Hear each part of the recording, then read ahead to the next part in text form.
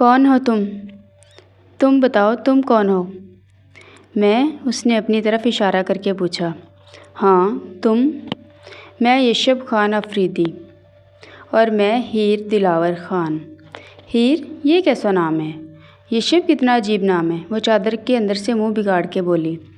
وہ اس کے کانفیڈنس کی داد دیتا ہوا مسکرا اٹھا۔ میں نے جوک نہیں سنایا تمہیں، وہ اس کے مسکرانے پر چوٹ کرتی ہوئی بولی۔ تو سنا دو۔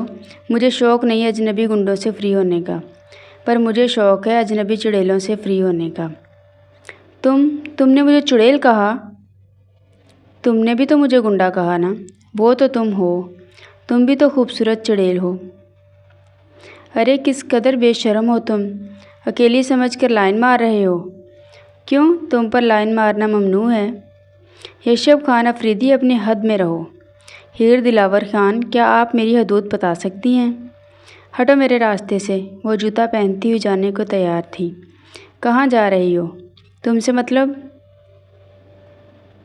مطلب ہے تو پوچھ رہا ہوں۔ مجھے تمہارے مطلب سے کچھ نہیں لینا دینا، میرا راستہ چھوڑو۔ میں نے کب روکا ہے؟ سامنے سے ہٹو گے تو گزر پاؤں گی، وہ غصے سے چڑھ کر بولی۔ لیجیے جناب، وہ مسکراہٹ دباتا ہوا بولا۔ پھر کب ملو گی اے خوبصورت چڑیل؟ جہنم میں۔ تم وہاں بھی جاتی ہو؟ وہ محفوظ ہوتا ہوا بولا۔ نہیں، تمہیں بائے بائے کرنے ضرور آؤں گی۔ اس کا چھت پاڑ کہا بلند ہوا۔ بدتمیز انسان، ہنستے ہوئے بھی قیامت لگتا ہے۔ لاحول ولا۔ اپنی سوچ پر توبہ کرتی ہوئی وہ آگے بڑھ گئی۔ وہ ہونٹوں پر خوبصورت مسکراہٹ سجائے اسے جاتا ہوا دیکھنے لگا۔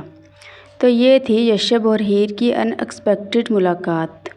وہ اس روز تو نہ چاہتے ہوئے بھی پلٹ آیا، مگر دل پھر سے وہاں جانے کو بے چین تھا۔